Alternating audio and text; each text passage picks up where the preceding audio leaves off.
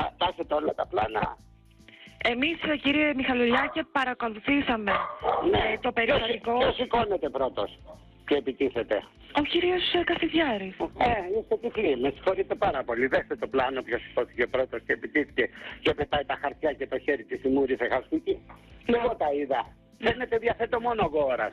Να πω κάτι, μισό λεπτό. Αρχικά ο κύριος Κασιδιάρης επιτέθηκε στην κυρία Δούρου. Έριξε ένα ποτήρι νερό πράγματι, αφού η κυρία Δούρου το αναφέρθηκε με απρεπή τρόπο σε προσωπικό του θέμα που βρίσκεται σε δικαστική εκκρεμότητα. Λεπτομέρειες κι αυτό. Με απρεπή τρόπο τι λέτε, τι εννοείτε? Έπρεπε δηλαδή να της ρίξει νερό και να Του της... είδε τη δίκη του και την ελιστή λεπτά. Ο άνθρωπος δεν έχει καταδικάσει ακόμη. Είναι αυτό. Αναφορικά με την επίθεση που έκανε στην κυρία Κανέλη, την καταδικάζετε? Δεν μου λέτε, είδατε όλο το βίντεο? Είδα τον κύριο Κασιδιάρη να η κυρία Κανέλη δεν είδατε να σηκώνεται? Η κυρία Κανέλη να ρίχνει τα χαρτιά και το χέρι της στο πρόσωπό του. Δεν το είδατε αυτό το πράγμα? Εκείνος επιτέθηκε στην κυρία Κανέλη όχι προσπαθώντας, τη χτύπησε. Εσείς την κυρία Κανέλη που σηκώθηκε πρώτη και επιτέθηκε, δεν την είδατε? Λυπάμαι πάρα πολύ αν δεν την είδατε. Να πάτε σε έναν οφθαλμίατρο. Μα τι λέτε, κύριε Μιχαλιουλάκη? Δεν το είδατε το βίντεο? Θα μας τρελαίνετε τελείως. Το είδατε δεν είδατε την κυρία Κανέλη να σηκώνεται? Θέλω λίγο να μου πείτε εσείς πώς έγιναν τα γεγονότα. Συγγνώμη ένα λεπτό.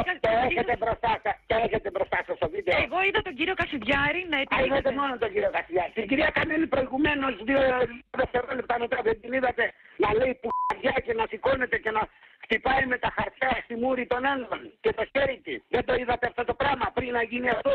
Εσείς θεωρείτε δηλαδή λογική την αντίδραση του κύριου Κασιδιάρη να επιτεθεί στην κυρία Κανέλη και να την το είδατε? Γιατί δεν είδατε? Από πού ξεκίνησε όμως όλο αυτό το επεισόδιο, κύριε Μιχαλιάκη? Από την αντίδραση του κυρίου Κασιδιάρη.